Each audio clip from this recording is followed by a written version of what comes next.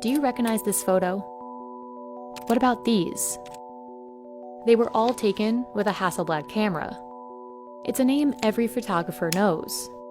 But if you wanted to buy this Hasselblad camera, you'd need over $30,000. And that doesn't even include the lens.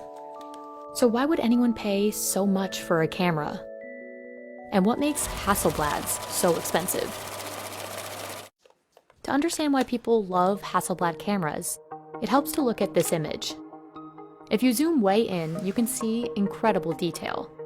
The photos are fantastic, but it's a little more complicated than that. Hasselblad has been making cameras for 80 years, but they weren't always this expensive. In 1948, Hasselblad's first consumer camera cost around $500, or about $5,900 today. And, adjusted for inflation, its film cameras from the 70s cost around $5,300. But when the company transitioned to digital, the price exploded. In 2004, Hasselblad's first digital camera sold for around $24,000. That was more than a 200% price increase from its previous model, which used film. Okay, so it's expensive, but what actually makes this camera different?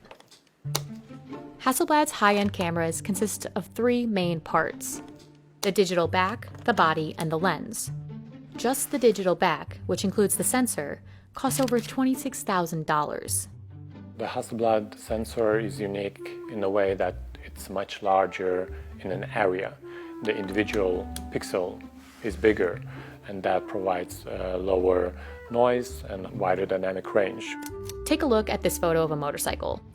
When you zoom in, you can clearly see the texture of the handle and the wear on its tires.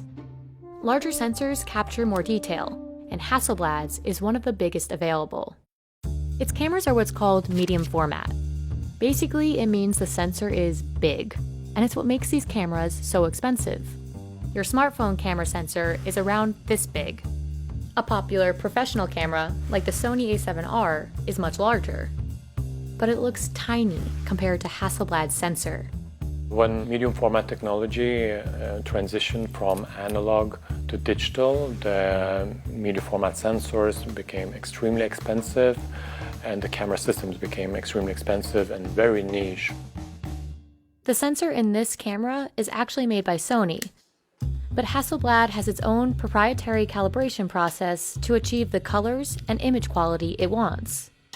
It's very useful for the skin tones or the reproduction of the artwork and so on, where you really need to make sure that the colors you have in real life are the ones that will end up later in the photographs. Medium format cameras are mainly used for product and fashion photography, as well as art reproduction.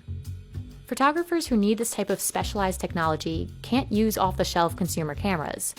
And these shoots usually take place in a studio where the camera's bulky size isn't an issue. But there's another factor that makes Hasselblad cameras unique. Unlike other companies, Hasselblad doesn't mass produce its cameras. It makes them in small batches assembled by hand. This is partly because Hasselblad doesn't make that many cameras. Hasselblad doesn't disclose exactly how many cameras it makes. But in 2018, The Verge reported that Hasselblad's yearly production was under 10,000 units. Other manufacturers like Canon produce millions of cameras each year. But this process also ensures that each camera meets Hasselblad's quality standards. Here in production, we have people that works here for over 30 years. And for special tasks, we have people that they just do that task, nobody else can do that. Hasselblad assembles its cameras here, in Gothenburg, Sweden. Remember this old photo? Production today looks pretty similar. Its facility is more like a lab than an assembly line. Here, each component is tested, connected, and soldered. But learning how to adjust each part isn't easy. Assemblers rely on both precise instruments and the sound and feel of each component to know that it's working properly. My favorite part is the mirror assembly, this part. I know that's not working well because of the click. You have to work here maybe in assembling these parts, maybe months, until you're capable of making it right.